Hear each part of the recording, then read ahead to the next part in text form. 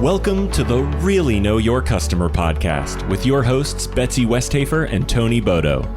Join Betsy and Tony as they dive in with highly successful C-suite leaders who have grown successful organizations by creating a laser focus on listening to their customers and building deep customer relationships.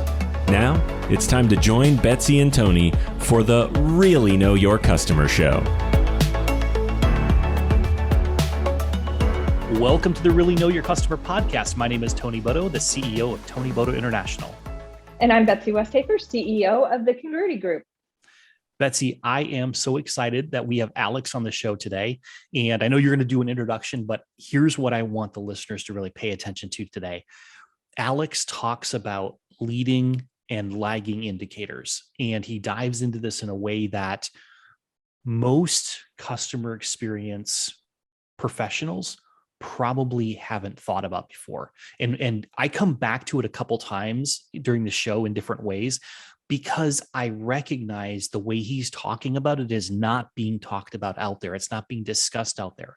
We're focused on satisfaction scores and net promoter scores and revenue and all these other things, which are great, but those are lag indicators.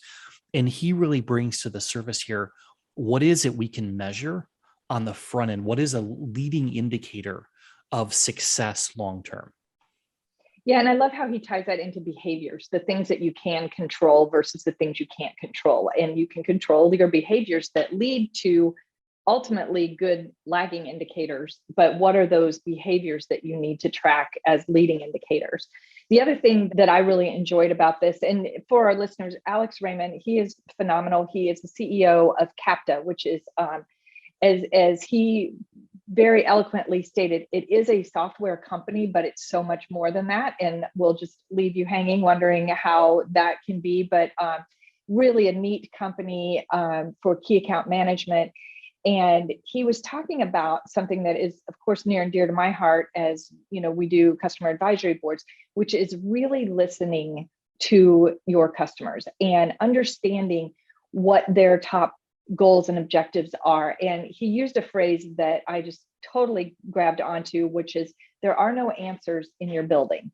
And I just thought that was such a great visual, really, for why you have to get outside your own building and talk to your customers and really understand what will make them successful, because obviously if they're successful, you're going to be successful.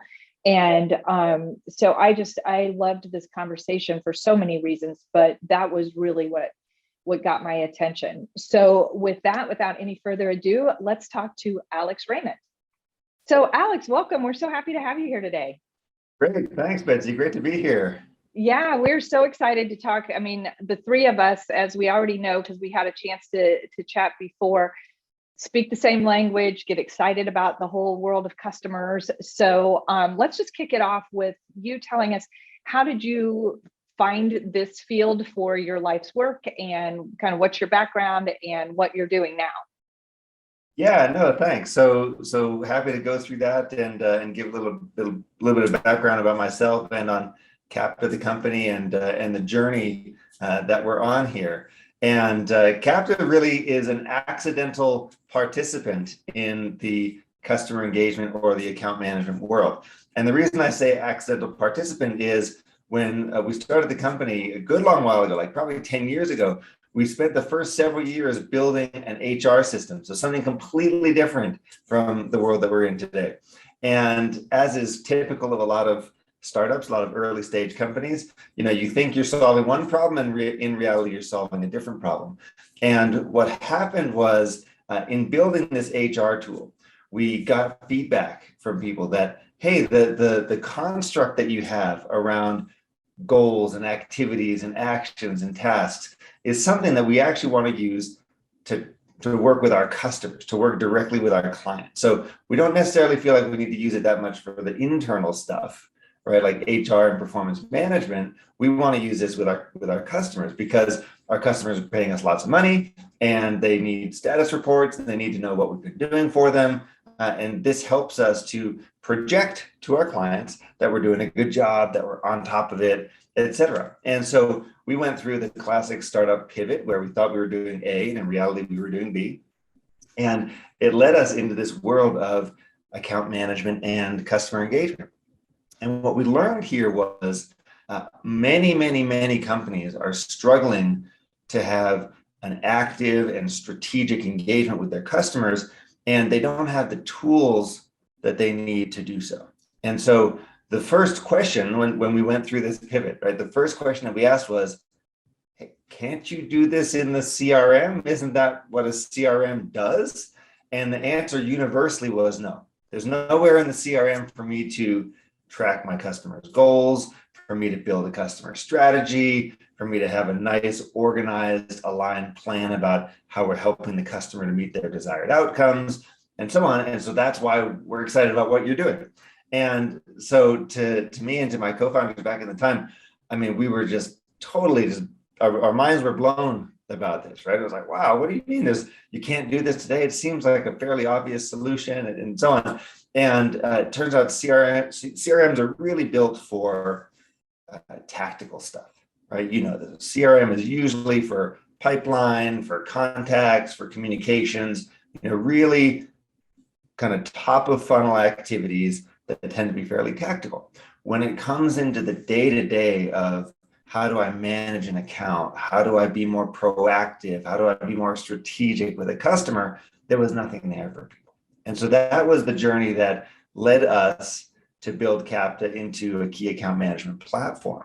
Now, since that happened in like 2016, we've added lots to the capabilities of the software. We provide a lot more services as a company now as well. But that was how we tripped into this opportunity and to this situation. So curious, when you made that pivot, did you change the name and the branding and all of that, or was the HR software actually called Kapta? Yeah, we kept the name and the brand. So Kapta is the same entity and the same brand and everything, but we had to effect a pretty big change in how we talked about ourselves and what we were doing and building. And so there was a lot of stress associated with that, as you and anyone who's on this podcast listening and has run a business knows that when you make a change like that, it's a big deal. It took a lot of effort, but we did it. We were successful, and it was a great idea in retrospect for us to have undergone that. So tell us how that works when you make a big pivot like that with your existing customers, your HR customers. How did you manage that? And then did you just put the HR software in cold storage and they had to find another vendor? How did that all, because, you know, when you think about taking care of your customers, that's a big shift for your customers as well. So how did you manage that? Luckily, we were very early on. We were very early in the business, and it wasn't a huge impact. So there were a handful of customers, but once we talked about, hey, here's the direction we're going, here's what's happening with the business, it wasn't a huge thing. So you know, for the most part, everything turned out just fine, and we didn't have any particular issue with that. Okay, cool. So tell us about your customers and the problem that you're solving for them.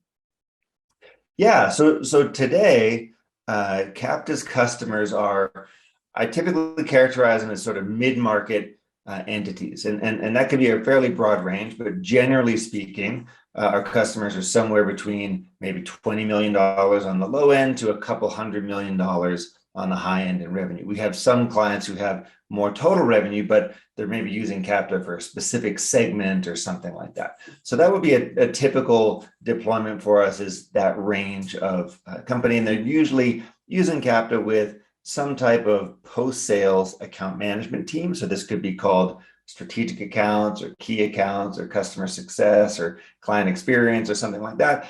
And it's usually getting deployed to teams of about 10 to 30 individuals. Our customers come from many different industries. So we have clients in manufacturing, in marketing, in media, software and technology, services. So it's pretty horizontal from that perspective. But really, the problem that we're solving is consistent, and it's similar across all of our customers. And that is, we're giving our clients visibility into their customers. So where are we with our current customers? Who's healthy and who's at risk? That's a really important question, right? Which of our customers are healthy? Which ones are going to stick with us? Who's going to renew? Who's happy with the service we're providing? Where do we have risks in the business? Risks could be relationships that are going stale, places where we have unresolved issues, places where we have not delivered as we ought to have, places where there's risk of churn or risk of downsell or something like that. So that's really the number one, is to say, who's healthy, who's at risk. I need visibility. Now, in order to get there, you say, well, you can't just, stick your finger in the air and understand who's healthy and who's at risk. You have to look at leading indicators, right? Because customer health at the end of the day is a lagging indicator. So what's a leading indicator of customer health? Well, did I do the mechanics of building this customer relationship in the right way? Or to put it another way, am I doing the behaviors of true account management? Which means, have I built an org chart? Have I done voice of customer interviews and surveys with my accounts? Do I have clarity on a strategy for this customer? Do I understand their industry? Do I have an account plan? Those are things that I'd consider at least leading indicators. And so what we'll do, and the problems that we'll solve for people, is help them understand health of customer and customer risk and customer visibility. And then there's a system based on best practices to how to build a plan and how to engage with your customers. And all those parts go together to roll up into that health score. This is really fascinating to me. And there's a couple things you've said that just, I've got to jump in here and ask questions on now. So the first thing was, when you recognize this pivot that had to happen, to me, having been in business, like you for many years, like Betsy for many years, when we recognize that something doesn't exist in the marketplace and you're like, why doesn't this exist? It's a baffling moment. And one of my friends who's never made the transition to entrepreneurship, has always worked for someone else. He's like, well, if I can think of it, someone else has thought of it.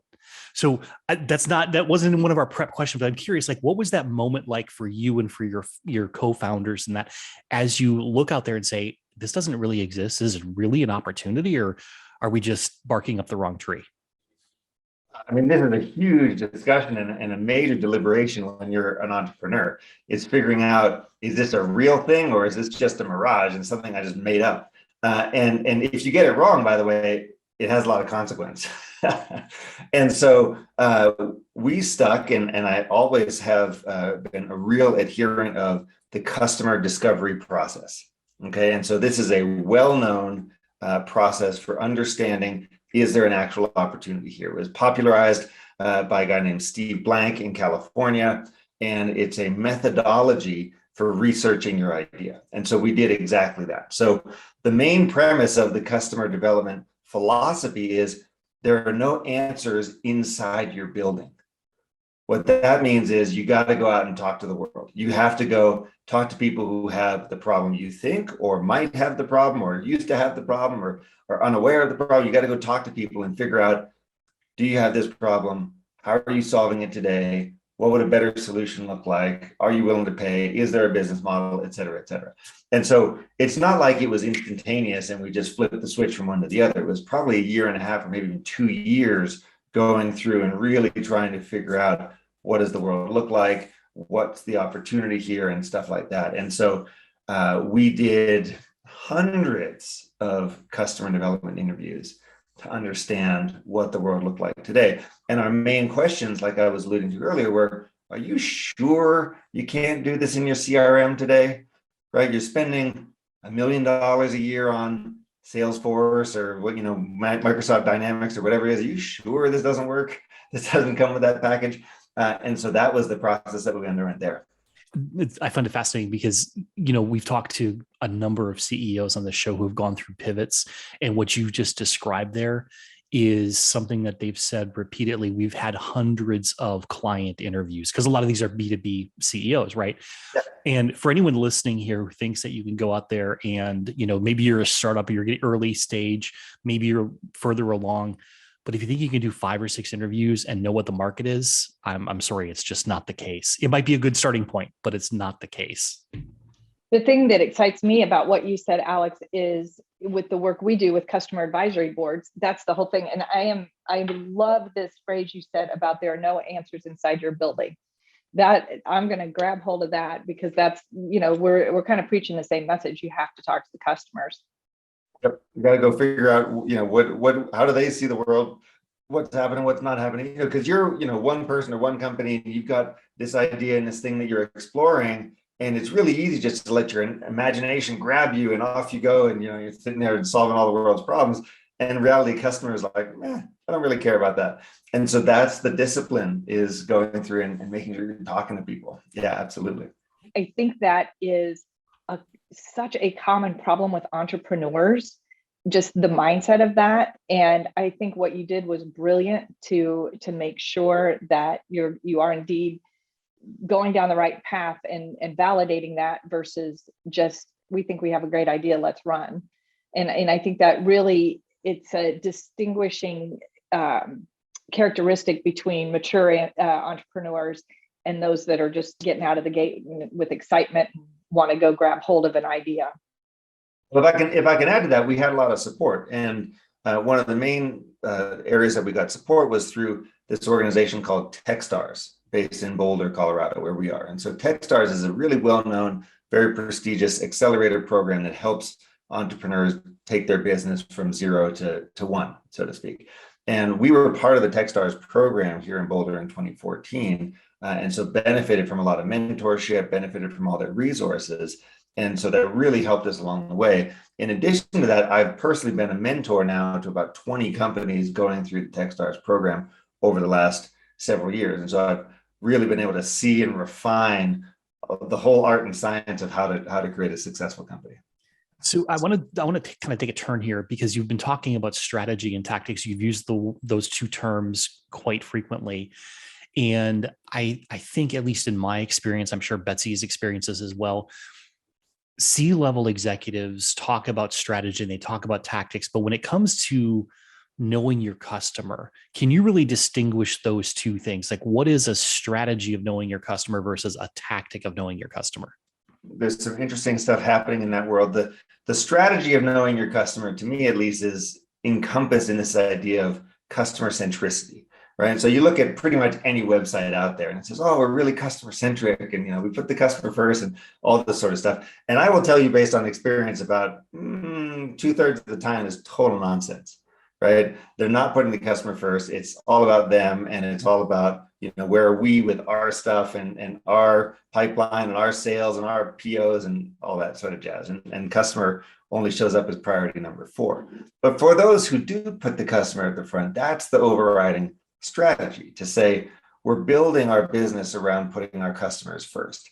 And the tactics we then employ to put our customer first are number one, to understand our customer.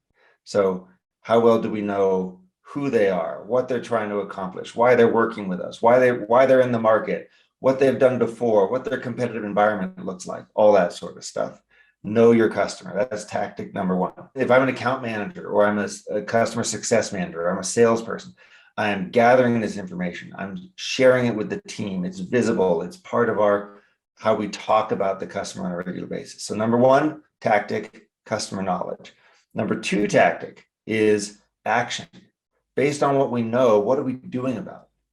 Are we helping the customer? Are we talking to the customer? Are we coming to them with plans and ideas on how to help them be successful in their markets, in their world? So if we go from knowledge into action, and that's a really important step, because a lot of people get stuck at the knowledge and they think, well, I filled out a PowerPoint about the customer, I'm done. No, that's not the point. It's, we have the data. Now what are we going to do about it? This is why we have delivery teams and client experience teams and all this, even account management teams, is to translate that into action. So the second step then is to say, based on my knowledge, what are we doing about it? What's the action? And then the third, and the place that we close the loop, Tony, is we say, based on what I've done, what results have we seen? So we're measuring the impact. So the tactic goes from knowledge to action to measurement. And the measuring says, hey, we tried XYZ. Did it work? What happened? What have we seen about our leading indicators or even lagging indicators about this account? Are we seeing changes in customer health, NPS, satisfaction, profitability, revenue, anything like that? Is the customer getting the impact that they were looking for when they bought from us? Is any dynamic changing on their end? And so the strategy is, we are customer centric. The way that we get there is customer knowledge, actions to support that, and then measuring our results. Alex, that brings up something we're really excited to talk to you about, which is the conference that you have coming up in April. And when you said knowledge, action, and measurement, we happen to know that KAM is the first part of KAMCon. And Yep. So if you would like to share with our audience what that conference is all about, who's going to be there, what kind of things you talk about, and bringing that community of key account managers together, just share some of that with us. Yeah, absolutely. KAMCon is an event that Kapta runs, and we do this on an annual basis. It's going to come to Boulder, Colorado on April 6th and 7th of 2022. So that's just in about 3 months from when we're recording this. And KAMCon is really an amazing opportunity for practitioners in the field, be it individual contributors all the way up to leaders and SVPs and CXOs who want to better understand the art and science of account management, who want to be better at engaging their strategic customers. And we saw that there was a lot of appetite for people to learn and to network and to meet their peers and to hear from the absolute best in the world on these topics. And there are not a lot of opportunities to do so. So there's a lot of demand, not a lot of opportunities. And that's really where this conference was born. Now, we've run this conference twice before in Boulder and once in London. So this year is going to be the 4th time that we've done it. And what we aim to do, and the way that I always think about it, is we're throwing everyone into the deep end of the pool. What I mean by that is we're going to skip the fluff, we're going to skip the basics, and really get into what does it mean to be a spectacularly good key account manager? How do I take my customer relationships and just make them so strong? How do I create customers for life? Those are the types of things that we talk about. And so this year, we're looking at themes around creating customer value. What are the levels of customer value? How do I get to the highest level? How do I get to be that indispensable partner for my customer? We're going to be talking about tools like third box thinking, which is how do I think about my customer's customer in a way that helps my client understand where they're going and provides a clear way for me to be able to help them. So that's going to be another one. Obviously, we're going to talk about customer advisory boards. What are tools there that we can use to develop deeper, more intimate relationships with our customers to expose risks and opportunities that we haven't previously seen? So we're really going deep, and the speakers that we have are absolutely fantastic from many different areas of expertise, all together in one room for 2 days in Boulder. And so this is an opportunity to come and just meet other people who are trying to solve these same problems. It's to engage with just fantastic speakers who are deeply knowledgeable in the space. And we build a community around that. And the community is a community dedicated to being more proactive, more strategic, and more effective with their customers. So it's going to be April 6th and 7th, fantastic event. And I would love if any of your audience can come and join us there. So Alex, can you just add how to find you? I assume through the website we can get to the conference. Yeah, sure. So you can learn about KAMCon. You can sign up for KAMCon at the Kapta website. That's kapta.com, KAPTA.com. There's a button there to sign up.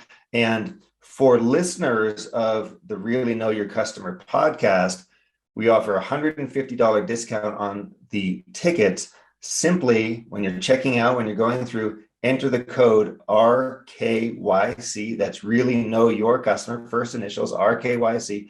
Enter that in the discount code, and you'll get $150 off for KAMCon 22. Oh, thank you, Alex. That's so generous of you. Appreciate it.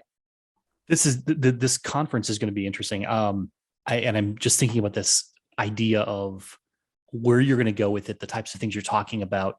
And I want to tap back into something you brought up earlier. And I know you're going to talk about at the conference here, leading versus lagging indicators. And I've been in analytics my entire career, 20 some years now, building BI systems. And one of the hardest things to do is to identify leading indicators. And so your discussion today, of it's the behaviors. It's, am I checking the boxes, not just to check the boxes, but am I checking the boxes to know I'm doing the right thing on a day-to-day basis with my account or on a monthly basis? That's really important. So can you talk a little bit more about these leading indicators? Because I think in today's world, with how fast everything's changed with COVID, we need to be more aware of leading indicators because we don't have time to wait for the lagging indicators to show up. Yeah, that's right. The number one way that I think about this is what's under my control. And those are the things that I put into the leading indicator bucket. And the number one thing that I control are my behaviors. It's my attitude. It's what I'm doing today. It's how I'm showing up in the world. And so if I'm an account manager and I'm responsible for a large, complex, multi-stakeholder, multi-million-dollar account, there are certain things that I can do today, like today happens to be a Tuesday. There's certain things I can do on a Tuesday morning that are going to have positive results in the future. And there's certain things I can ignore. And then guess what? I'm going to suffer the consequence of not doing it. And so we look at those behaviors as really the critical leading indicators here. And in the account management world, it's things like, have I mapped out an account strategy? Well, that's easy to say, but what does it mean? Well, have I done a SWOT analysis on my account to document strengths, weaknesses, opportunities, and threats? Have I taken the time to document the top 3 goals that the customer has in working with me, for example? So literally, have I written that down? That's an important leading indicator as well. Have I reached out to the decision makers, sponsors, champions within my customer? Have I shared things that I believe are going to be of interest to them? Have I aligned with my internal teams about what we're doing for the customer? All of these are leading indicators. They're behaviors that are going to drive long-term success. If I pull up a dashboard and the dashboard is full of revenue numbers and profit numbers and this, that, and the other, those are just lagging indicators. And revenue is almost the ultimate lagging indicator here. And it's not for a long, long time until it gets influenced. So our job in account management and in customer experience is to work on the stuff that we can control. And so that's how we think about it. So the way that we brought that to life through Kapta, just to share a little bit there, is the whole system, the whole tool is essentially a template saying, here are the steps to take in order to drive the ultimate outcome. Can we control the ultimate outcome? No. Can we control the process that we're using to get there? Yeah. And so that's what we do, is say, here are the steps to take. Here's the template or the roadmap, if you will, that's going to help you be successful. I feel like there's a lot of overlap between that and parenting, like in talking about raising your kids, like these behaviors will lead you to a better outcome. It's all about the behaviors. It's all about the inputs and the process. Yeah, exactly. So talk to us about how internally you drive the customer-centric culture within Kapta. I know, like you said, everybody and their brother puts that on their website that they're customer-centric. But what are some of the things that you do as the leader of Kapta to make sure that that's happening for real within your organization? One of the most powerful tools for really living, breathing, and doing customer centricity is doing voice of customer interviews. And what those are an opportunity to have really meaningful dialogue and conversation with your customer about what matters to them. I'm not talking about a survey or an NPS score or a CSAT, thing that you get by email. I'm talking about sitting down with the sponsors or the decision makers at your customer site or within that organization to say, hey, let's have a dialogue and establish the parameters of how we're going to work together, establish the parameters of what does success look like, and what do you need for us to help you be successful. And so a voice of customer interview is typically it's very short, like we do it, it's 15 minutes, 20 minutes. It's not a big investment of time, but what you want to do is you want to bring the right questions. You want to bring questions that are open-ended, that are future-looking or forward-looking, that are strategic in nature, so they get people thinking. And so, we ask questions like, what's coming up for you in the next 12 to 24 months, for example, or how did you describe your decision to work with us to your peers, for example. So that's a great way to get them to talk in their words about what are they trying to do, how are we helping them, what are the problems that they're trying to solve. So really critical stuff. I also love to ask in voice of customer questions when we're having these interviews. I like to ask, if we were to look out 3 years from now and we were coming to ask for a renewal or an extension of the contract, how would you know whether to give that to us or not? So basically, we're asking, what are your criteria for success in 2 or 3 years? And guess what? Nobody asks these questions. Nobody is going to their customer and asking that level of question. And the other thing that's true is customers love talking about this stuff, right? Because you're giving them a different frame of reference. And you're showing up and you're saying, hey, tell me about you. What's going on in your world? Let's talk about how to make you a hero. And everybody wants to open up and talk about that stuff. But most people, literally 95% of companies just show up and they say, great, thanks for the order form. Now we're going to get into the tactics of deploying your solution or building your thing or whatever, and talk to our junior customer success person or our customer support person if you need them, and we'll just send you a note if we didn't get the payment in 60 days. And you're like, wait a minute. It is 2022. Is that how we're supposed to be dealing with our biggest, most important, most successful customers? No. And so we bring voice of customer interviews to what we do, right? Critical tool, absolutely super important for everyone. And nobody's doing it. And so if you do it, you stand out from everybody else. This is a question I get all the time. How do I compete? How do I avoid being seen as a commodity vendor in a competitive market? Well, you could do that kind of thing to show up as a strategic partner to your customer, asking these kind of questions. It's an incredibly powerful tool. I think so. And Tony and I have had multiple conversations about this. I think sometimes things that we take for granted that just seem like such a no-brainer in our world are not, and that you actually have to get that message out to people. And that's why I'm excited about your conference. I'm excited about the work that Tony and I do to really try to educate people that this is really, really important. And it's just not always the way it goes. Well, let me tell you another one. Again, very basic, very straightforward. But I get asked a lot, what else can we do to just get started? Or what's a good starting point here? Another really important account management tool, customer engagement tool that literally nobody's doing is to document your customers' goals. And so the example I use is, let's say I'm an account manager for whatever, any old company. I'm walking down the hallway. My CEO trips me up and says, hey, Alex, what are the top 3 goals for the Nike account? Like, what? How fast can I answer that? How fast can I tell the CEO, here are the 3 things that Nike is trying to accomplish by working with us. Here's how we are helping Nike or whoever the customer is. Here's how we are helping them to further their goals and to get their desired outcomes. Very few people have ever asked those questions or documented them or shared them with anyone else. And so the best practice that Kapta brings, and the very strong recommendation that we have on this, is get in the habit of asking about the goals, documenting them, making sure everyone else who's on the team is aware of them, because then what you do is you start to align to what the customer cares about the most. And you're getting more into customer centricity and you're getting away from me centricity. And so you're going to be more successful in the relationship. So voice of customer, critical tool number 1, documenting customer goals, critical tool number 2. Now, documenting customer goals doesn't have to be fancy. You don't need a system. You don't even need to buy Kapta if you don't want to do that. You can do this on a napkin, on an Excel spreadsheet, in a Word document, or on your phone. You simply want to get into the habit of saying, what are the desired outcomes of this customer? Let's document them. Let's validate them with the customer, and then let's share them internally.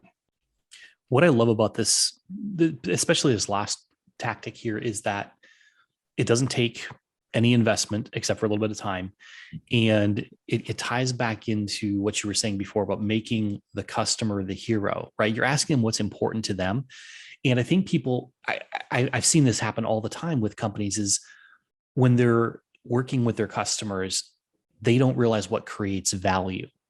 And when you ask a question about what's important to you, what are your goals, that creates immediate value that cannot be purchased.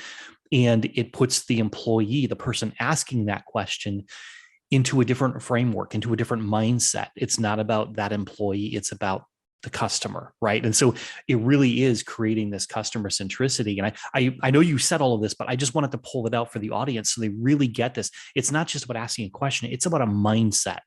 It's about changing how you view the world as you talk to your customers.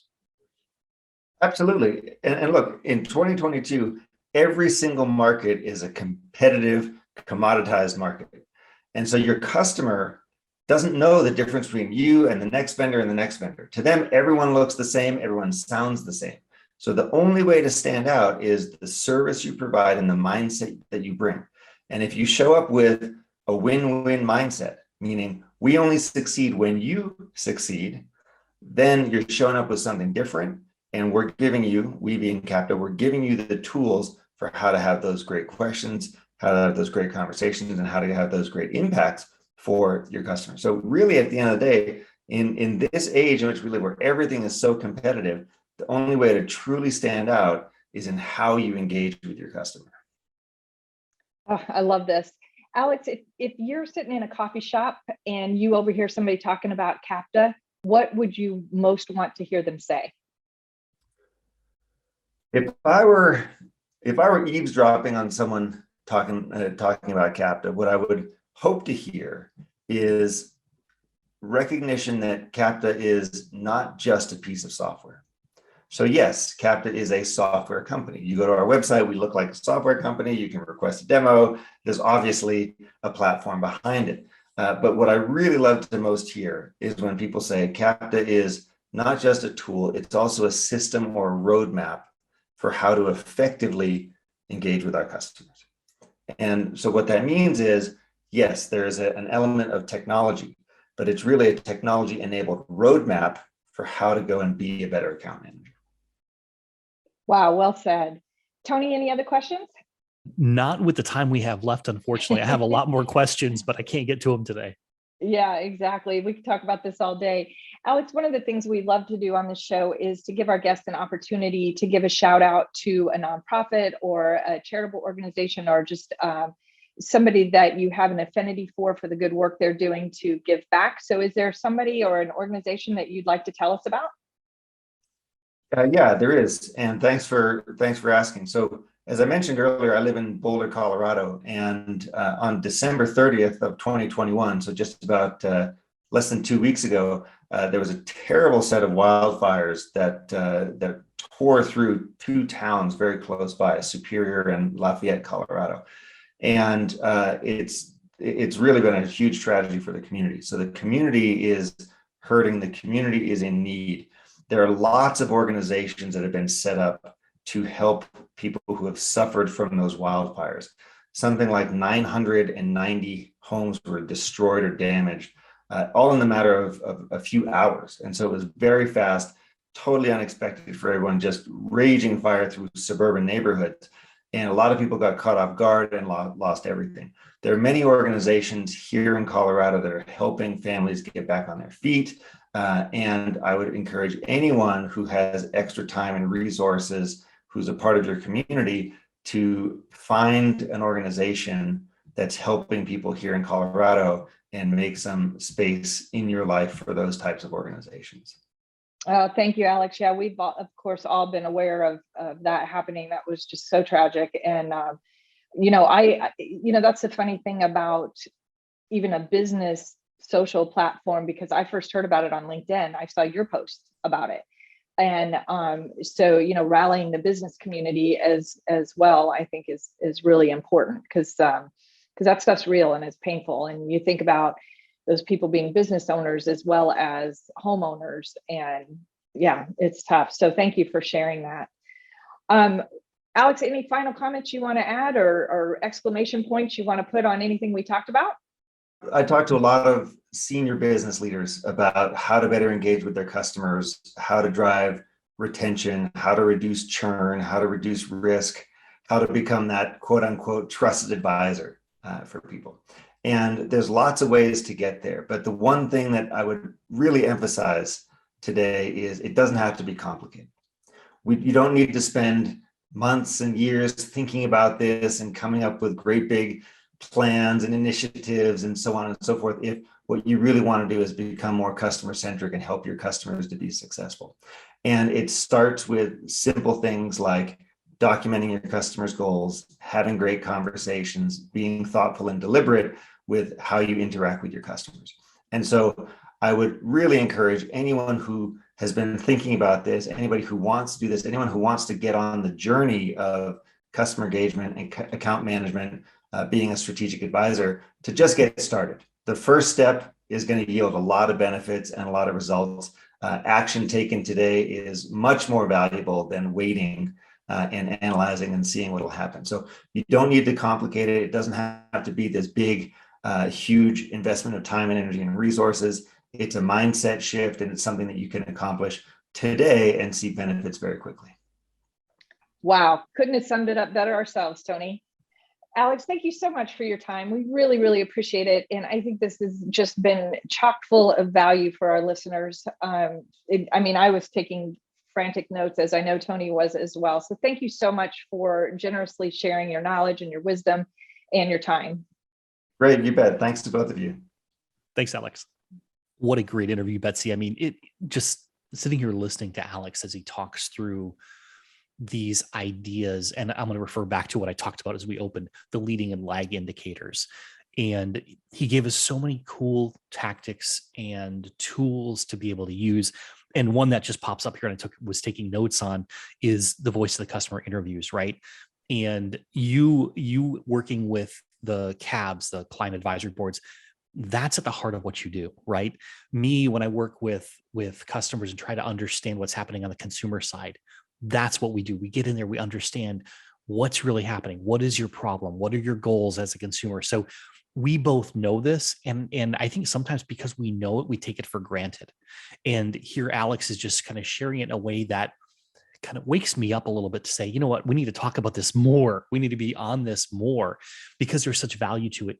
And you opened the show with this. You said there are no answers in your building. Alex said it during the podcast. And I think that's so true, especially as we try to figure out if we've got to pivot yet. A lot of people are still struggling. A lot of companies still struggling with COVID, and how do they pivot? They haven't yet done it yet. They've maybe made some shifts, but where's the market really going? The questions have to be asked of your customers. What problems do they have today? How do they try to solve those problems? Which problems are not being solved in an elegant or easy way? That's where you can create value for them by figuring out those answers. Yeah, and I have to tell you, I was so glad he talked about KAMCon. And I know that depending on when you're listening to this podcast, it may be upcoming, it may have already happened, but he has them every year. So I think it's still relevant. I have the good fortune of being a speaker at the upcoming KAMCon, and I'm so excited about it. And the idea that we can be with all of these people that are customer minded and like really walking the talk. And I'm just honored to be a part of that conference, and I'm excited for it. And I really was taken aback. I appreciate that he gave us the discount code for our listeners. And just to reiterate, that code is RKYC, really know your customer. You can get to it through the Kapta website and save $150 on the conference. And I highly encourage everyone, if this topic is of interest to you, which obviously it is, if you're listening to this podcast, really consider going to KAMCon. So with that, another great interview on the Really Know Your Customer show. We appreciate you being here. If you could give us a like or subscribe to the podcast, that would be really helpful for us as we work to spread this message about really growing your knowledge of your customers.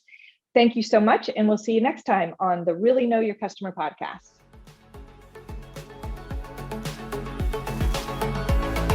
Thanks for joining us for this episode of Really Know Your Customer. We hope you gained a lot of value from being here today. If you want to learn more about the work Betsy and Tony do to help their clients thrive, visit Betsy at thecongruitygroup.com and Tony at tonybodo.com. See you next time on the Really Know Your Customer show.